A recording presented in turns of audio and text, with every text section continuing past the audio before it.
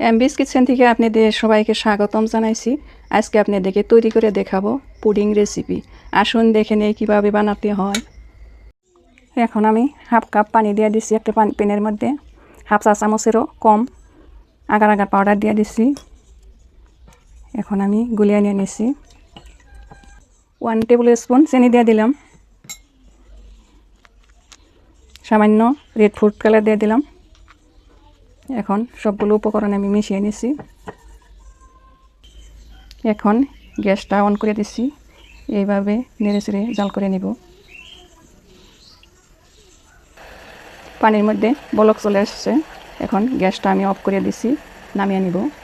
এখন আমি এরকম চকলেট মোল্ডে এই জেলিটা ঢেলে নিয়ে নিয়েছি।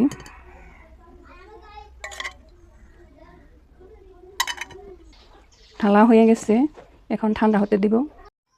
এখন আমি 2 কাপ দুধ দিয়ে দিচ্ছি একটা প্যানে বসিয়ে। 1/4 কাপ চিনি দিয়ে দিচ্ছি। 1.5 চা চামচ আগার আগার পাউডার দিয়ে দিচ্ছি।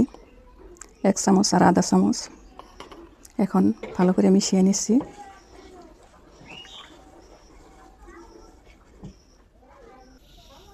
এখন আমি গ্যাসটা অন করে দিচ্ছি। ভালোভাবে নেড়ে চেড়ে মিশিয়ে নিব। দুধটা আমি আগেই জাল করে ঘন করে নিয়ে নিচ্ছি, সেই দুধটা আমি দিয়ে দিছি। এইভাবে অনবরত নেড়ে থাকতে হবে, না হলে দলা পাকিয়ে যাবে। এখন আমার পুডিংয়ের দুধটা বলক চলে আসছে। এখন আমি গ্যাসটা অফ করে দিছি। এখন আমার এগুলো ঠান্ডা হয়ে গেছে, উঠিয়ে নিছি। জেলির মোল্ডে আমি দিয়ে দিব এগুলো।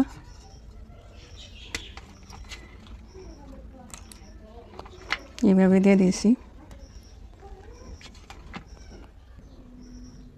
সবগুলো জেলির টুকরো আমার বসানো হয়ে গেছে। এইভাবে বসিয়ে দিচ্ছি।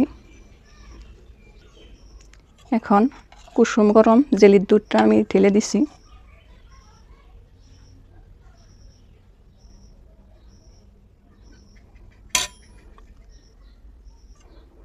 এইভাবে আমি ঢেলে দিব, সরাসরি দিব না, না হলে এই জেলির ফুলগুলো সরে যাব।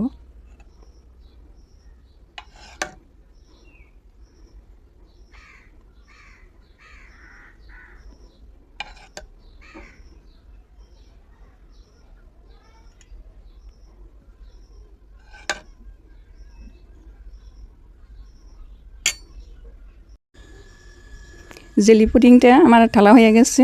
এইভাবে ঠান্ডা করে নর্মাল ফ্রিজে 2 ঘন্টার জন্য রেখে দিব। 2 ঘন্টা পরে আসবো। জেলি পুডিংটা আমি ঠান্ডা করে ফ্রিজে রেখে দিয়েছিলাম। এখন আমি মোল্ড আউট করে নেব।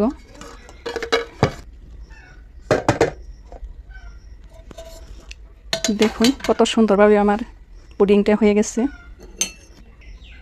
এই পুডিংটা দেখতে যত সুন্দর তার থেকে দ্বিগুণ সুন্দর খেতে। আমি কেটে দেখাইছি।